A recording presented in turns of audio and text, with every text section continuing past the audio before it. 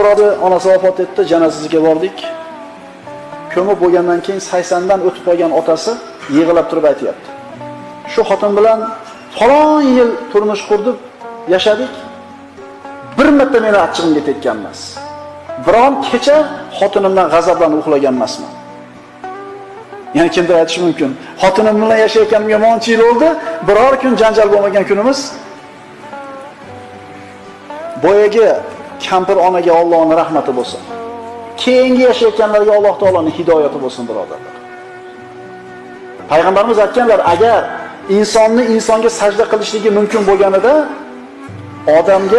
odam sajda qilishi mumkin bo'lganida, ayolni eriga sajda qilishlikka buyurar edim. Xotinning ustida erda haqlari ko'pligidan dedi.